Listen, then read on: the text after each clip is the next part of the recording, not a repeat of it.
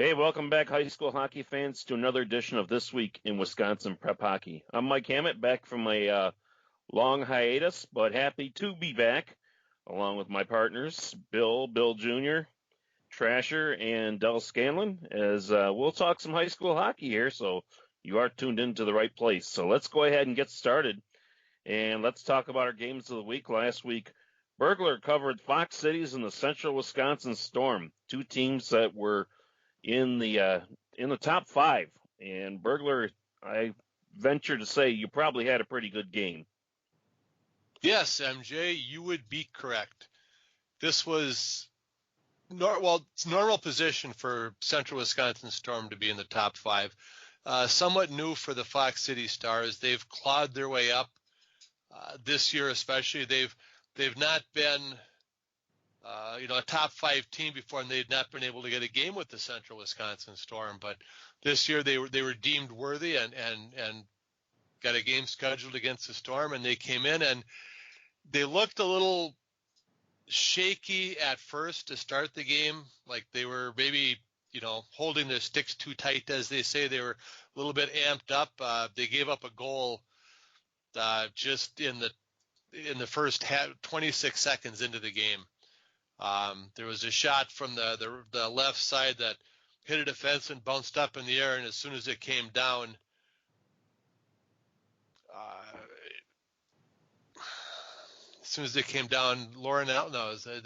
Sarah Croker smacked it, and I don't think the goalie was ready for it yet. And 26 seconds in, went up. And so not the start Fox Cities was looking for. They gave up another goal around 5 minutes in. There was a shot on net, and the goaltender, Hattie Barrett, she kicked the puck out, but it hit one of her own players in the skate and went right back into the net. So, 5 minutes into the first period, already they're down 2-0, and it wasn't looking good for the Fox City Stars at that point. But they tightened things up. Actually outshot the Storm in the first period. Well, no, shots were even. The saves were 7-5, but shots were even at 7. Back and forth action, and then everything happened over a span of 46 seconds, right around the middle of the second period for Fox Cities. They got 3 goals in that span. I mean, I was just, on Twitter there trying to type up, the first goal, and didn't have time to do that. The first goal was, it was a pretty pass from Michaela Zillett. She grabbed the puck behind the net, threw it out front.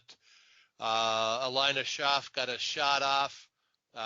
Fredrickson, the Storm's goalie, stopped the shot, but the rebound went right to Courtney Coster, and she put it back home. And I'm trying to type that into Twitter, and I look up, and bang, Lauren Hall is in the slot. She gets a pass from the side, and she fires that in. And, okay, now I got to change that Twitter thing to, okay, Stars scored 2 goals within 13 seconds. Before I can get that one typed up and sent off, they got another one. This one, and Lauren Hall was she was finishing up that shift, headed for the bench, and just kind of threw the puck at the net. But there was so much traffic in between her and the net that goaltender Fredrickson never saw it until it was too late. And, okay, now I got to type up, 3 goals within 46 seconds. And that was basically the game right there, those 46 seconds. Defenses tightened up after that. There were shots were pretty much even after that, but no more scoring. And the Stars went back home with a hard-earned 3-2 win. Are they in the same sectional?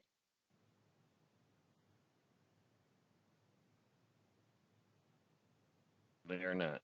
Yeah, I should have said no, they're not, because when I was talking to the assistant coach, Wisconsin Prep Hockey's second favorite hockey official, Chris McGurk, he said that really, I mean, this is a game that means a lot, but really doesn't mean anything in the overall scheme of things. They're not in the same conference, they're not in the same sectional, but it could come back to have a role in seeding the state tournament if they both make it there.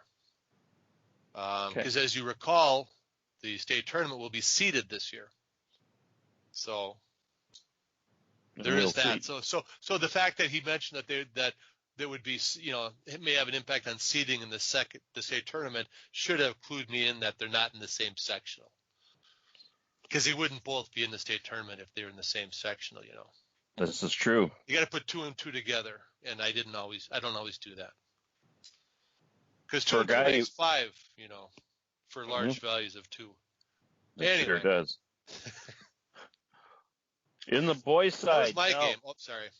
What's that? I thought I was just going to open up for comments on the game, but I guess there are none. Okay. I read the story about it, and 3 goals in 46 seconds, and wow, that was. I would imagine though the Storm weren't going to take that laying down, and they, I'm sure they came out in the third period and tried to get that game tied.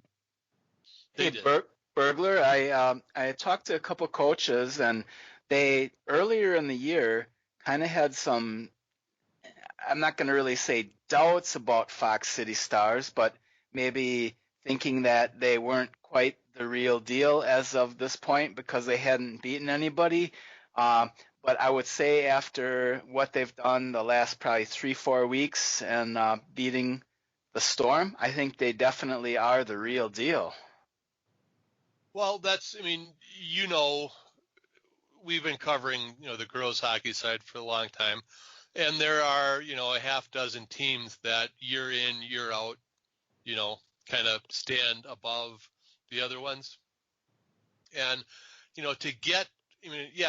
the other teams, you have a good record. Who have you played? Well, to get to play one of those top teams, you have to kind of show that you can play at that level, so it's the whole, cart before the horse thing. When do we show that we're good enough to play you guys? And, I think this is the year that Fox Cities has, laid their claim that, yes, we are good enough to play with these other teams. And, we're also good enough to beat you. I've heard Fox City's top line is very good. They can move. They move That's the puck what I heard. well. Very quick. They break out of their zone very quick. I mean, when they get control of the puck in their zone, it's usually coming out. They don't usually get trapped in their zone for a long time. They move the puck well. They're out and down to the other end. I think they've gotten, well, I don't think they have. I know they have gotten a little boost from adding some of the players from Appleton United. Annika Horman, I believe, is one of them. And, between her and Hull and can't think of the other girl's name, that's a pretty good threesome up there on the first line, and I think they all play together. Jeff Fox has done a nice job. He's worked with his kids.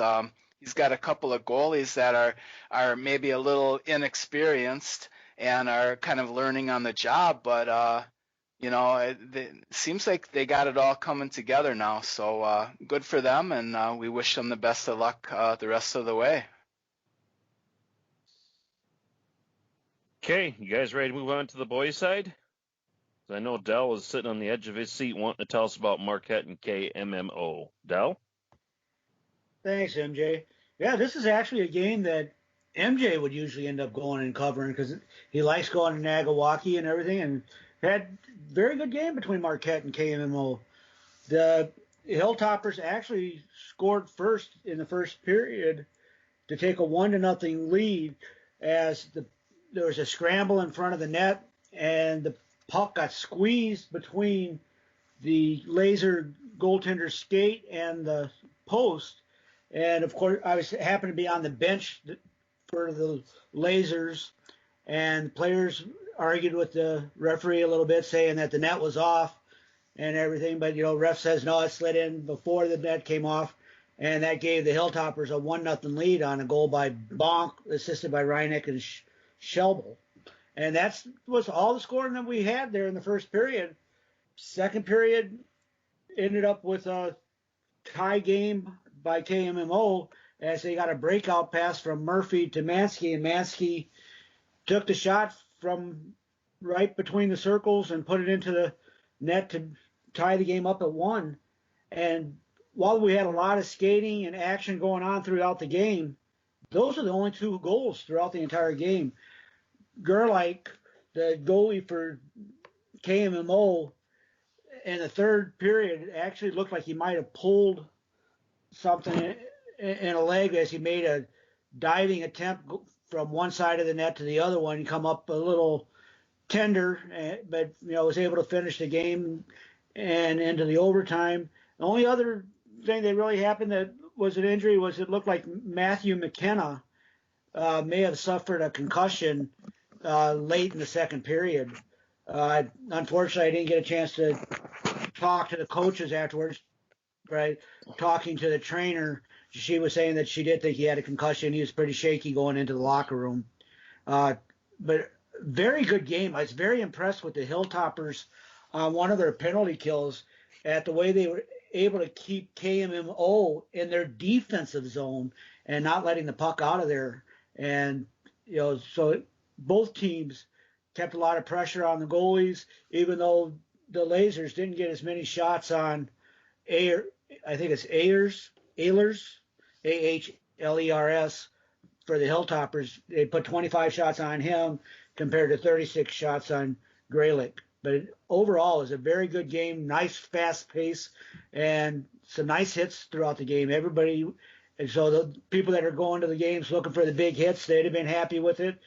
Some very good goaltending and some fast action. Very good game to watch. Earlier in the week, I had the chance to see Milwaukee Marquette. They came here to Janesville and they took on the Bluebirds, and the Bluebirds ended up beating them 4-3. He was 4-3 or 5-4, one of those two. A puck in the overtime went off a skate and went in the net for Janesville. But Milwaukee Marquette, they've really got some speed. They do have some speed on their lines. And they can be a handful when they get going, because earlier in the game, when this game was in the balance yet, they had some speed and they could get out of the zone in a hurry. So, Del, I'm not surprised that this was a good game at all. No, I went there expecting to see a good game. I mean, I kind of watching the standings over in there, seeing who's sitting where a little bit. And you got USM, KMMO, and Marquette all, sitting right up there near the top of the standings. And that conference is going to be interesting to watch, that Class 8 conferences, see where they end up come out ranked in there at the end of the regular season. It's going to be interesting. Go ahead, Bill. Oh, you know what I know about Marquette? You don't leave Joe Laredo alone in front of the They net. mentioned him last when they were in town the other night. You don't leave him open in the slot. He's going to beat you every single time there. One of our favorite players from years ago. I was reminded of him. Blast from the past, no doubt about it.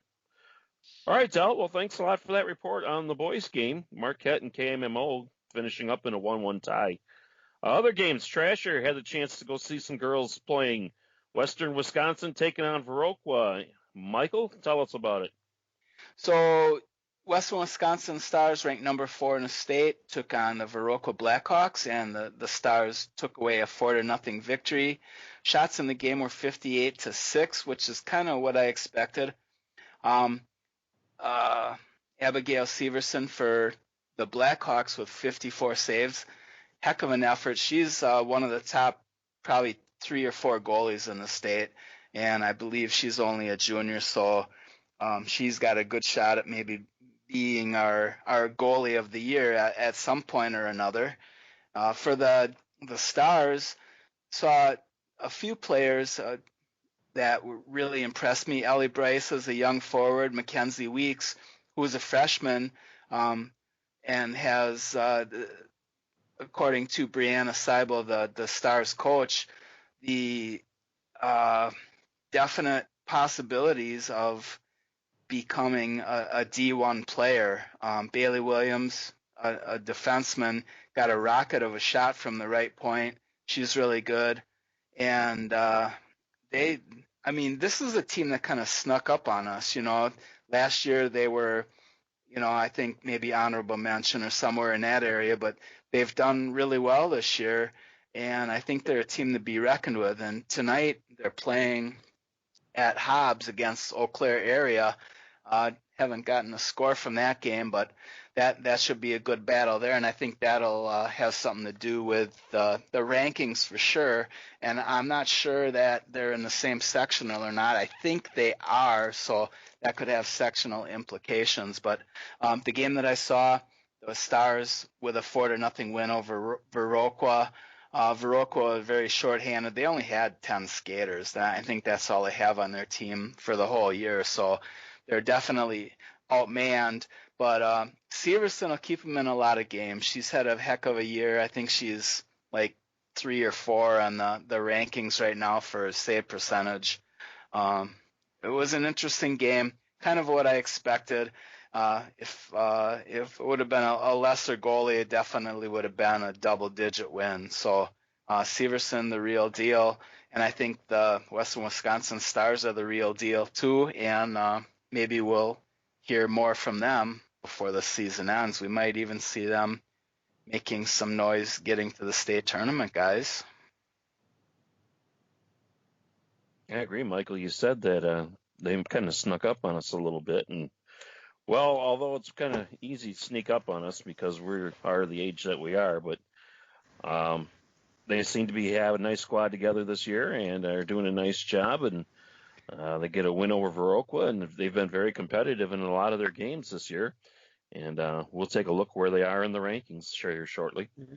Yeah, how is the drive down there, Trasher?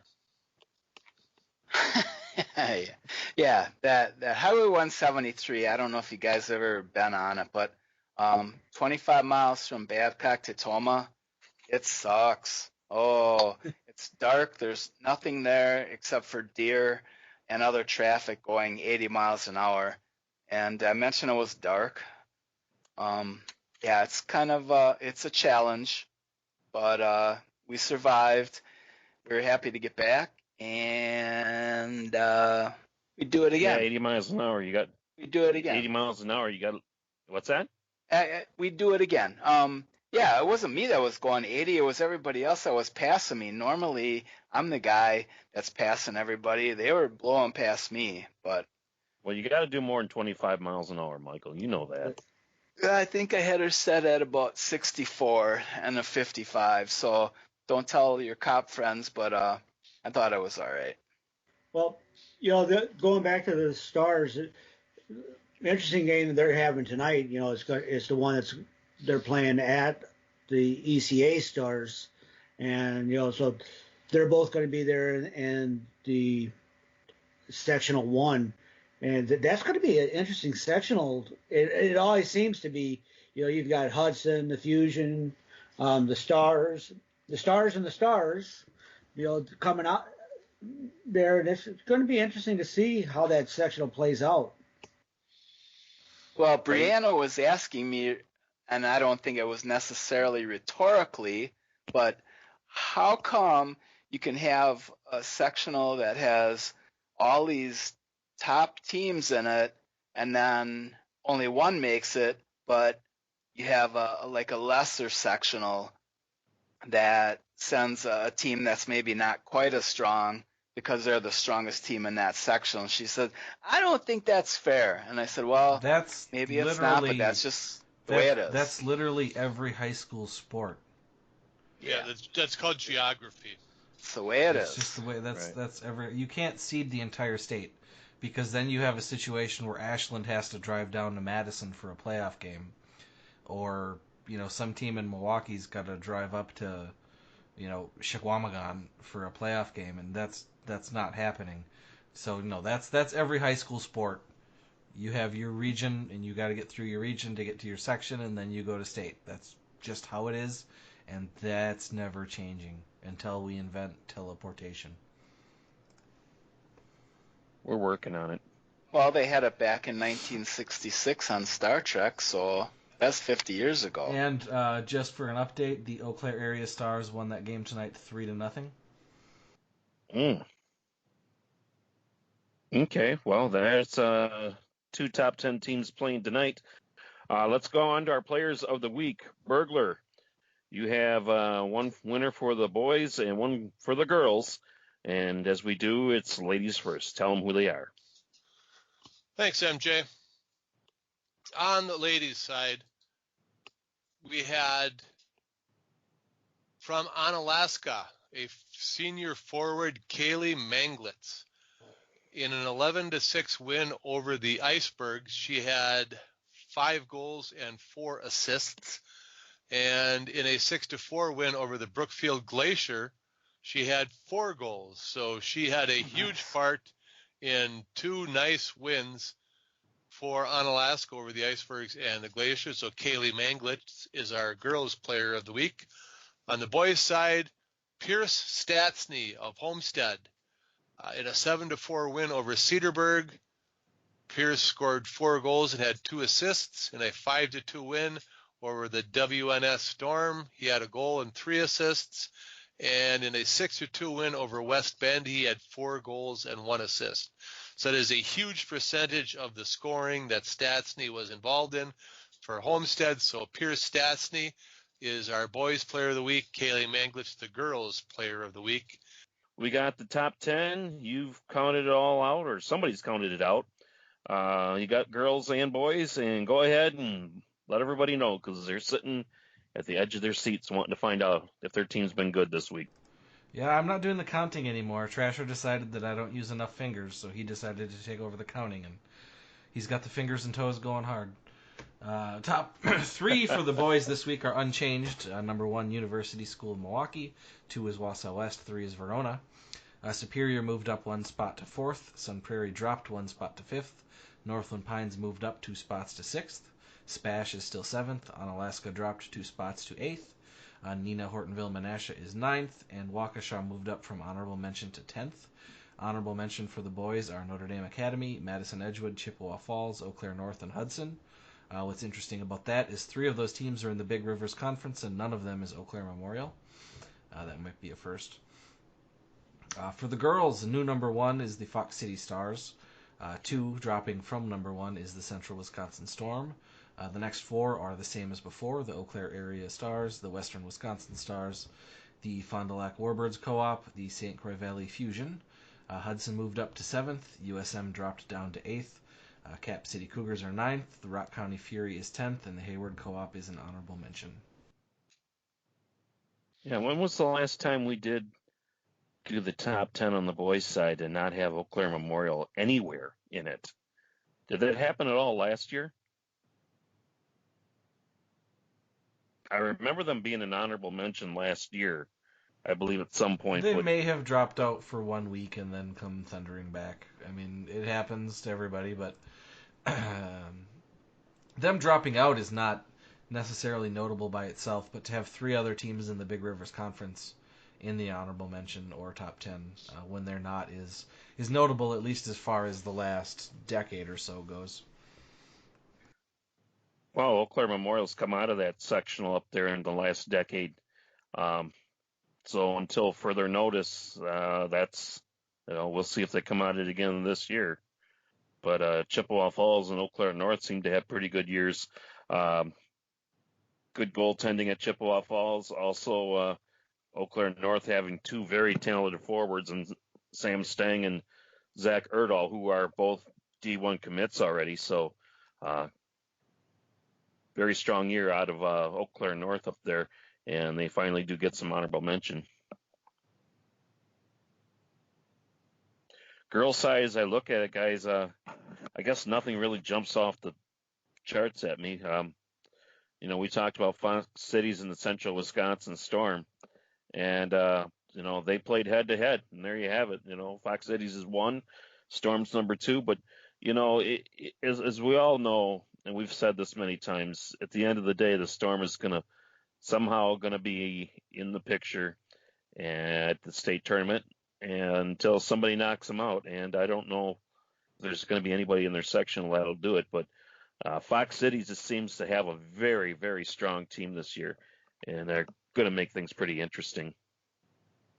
Well, no, you mentioned it right there, MJ. There is, if you look at the 11 other team or the 10 other teams, your top 10 and your honorable mention, there is nobody else from the section that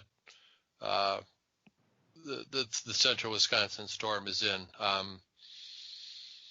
They have no real challengers to get to the state tournament. Same time, I don't see Pete Susans being very complacent with that. That may be a fact, but I could see Pete not being complacent with letting his girls be that way over. Well, no, their job is not to get to the state tournament. Their job is to win the state. Their goal is to win the state tournament. Yes, I would agree with that. Let's move on to next week's games. Trasher, we got a couple games that are scheduled for our games of the week. What do you got?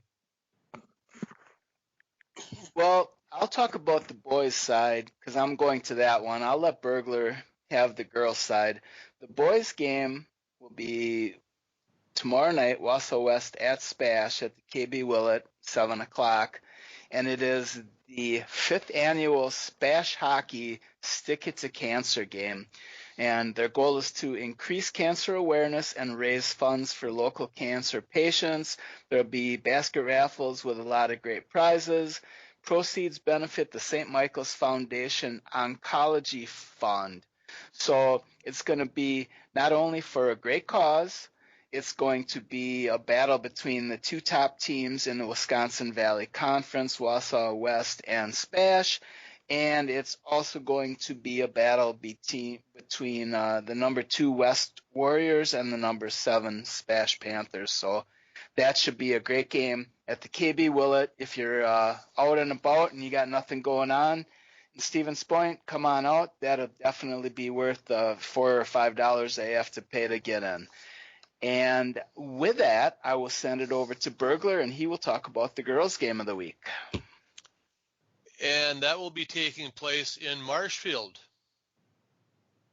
And if you're not a regular follower of girls hockey in Wisconsin, you probably don't know that that's where the Wisconsin Valley Union will be playing this game, because they are one of the 6, 7, or 8 schools perhaps that make up the Wisconsin Valley Union.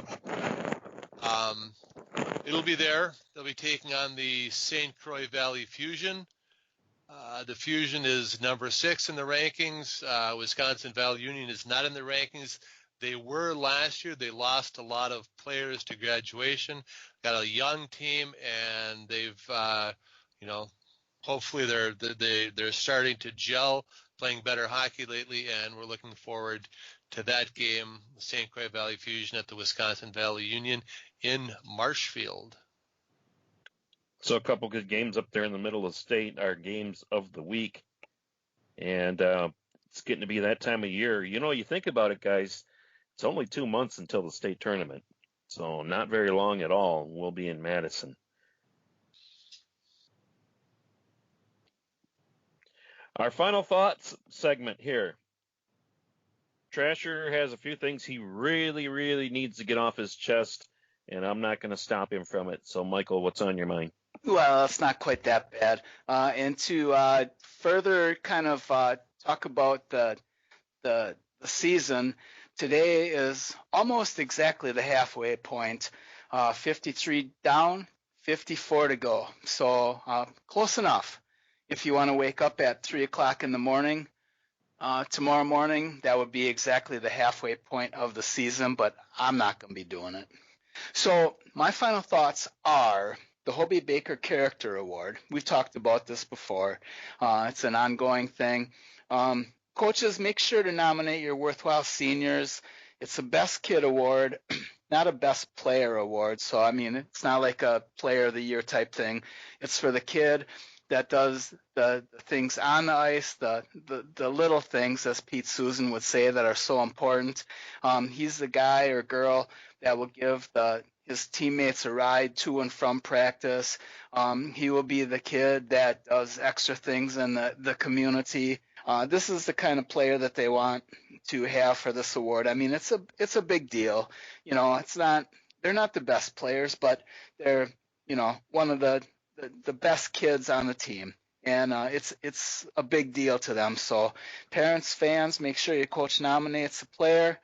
Last year we had a 70% ratio for boys and girls combined. It can be higher than that. I mean, realistically, let's shoot for at least 80% this year. The majority of the teams have a worthwhile senior, and it's just up to the coach to nominate them. And it's a big deal. I mean, you might think it's not, but I know some kids that didn't get nominated for it, and they basically, it kind of just, I mean, not tore apart their lives, but at that point in time, it's like they're really, really disappointed, So it's a big deal. So the Hobey Baker Character Award, coaches, get your players nominated. This is it's a good thing for the sport. It's a good thing for your team. It's a great thing for your kid. It looks good on their resume to go to college. So make sure you get those in. And I believe the deadline is like February 4th or something like that. There's stuff online on WIPH. So get that kid nominated. And my second rant, let's call it, is about stats and corrections to stats. I've had 3 or 4 requests this week. How, oh my God, my kids' stats are wrong. You got to fix them. You got to fix them. Well, the coaches or the team managers are the people that enter the stats for the teams. And if you feel there's a correction that needs to be made, you need to contact these people to make the changes.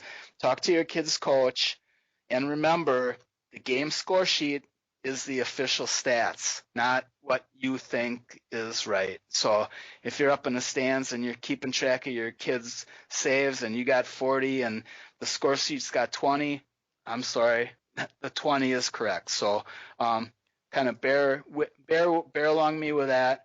But if you need corrections to be made, talk to your coach. Don't talk to us. We don't enter them. They do. And if they need help beyond what they can do, they can contact us. But your first step, please contact your coach. And Right. Guys, that's it. Well, yeah, I mean, we can and often do make changes to the stats, but we will not make any changes to the stats unless we have a copy of the score sheet. And the only way we're going to get a copy of the score sheet is if, the coach or manager sends it to us. So one way or another, you're going to have to contact your coach or manager, to get them to send us a score sheet. And if you're talking to them anyway, I'll just, ask them to make the change. If it's, if it's on the score sheet, if they're the ones in it, they'll usually do that. And a lot of times also they have the coaches or the manager, somebody's videotaping the game. So, they can get it figured out or go back and look at it and, see whether it did happen that way or not. So, yeah, that's a good way to do it. Just go through them first. If it's something that's really, you guys can't get settled, bring Trasher into the picture. He'll get it settled, right, Michael? Amen to that, brother.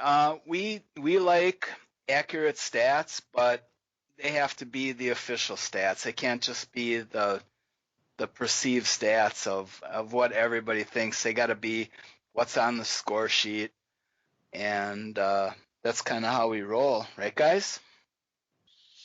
Yeah, that's it. I'll tell you, the tricky stat always is that secondary assist on goals. Somebody will say, well, somebody moved it up to him or somebody touched it, and that's where a lot of times the problem is. But yep, good stats. Guys, keep on top of that. You got questions or kind of, work it out first with your team, your coach or your manager, or, if you can't come to anything, send it here and we'll see what we can do on it. So good thoughts, Michael. Definitely good thoughts on the Hobey Character Award too. And, it's something that we, each school has a winner in that. So it's not just a one overall person in the state. Each team has a winner. Am I correct, Michael? You are correct. And actually, there can be multiple winners from teams.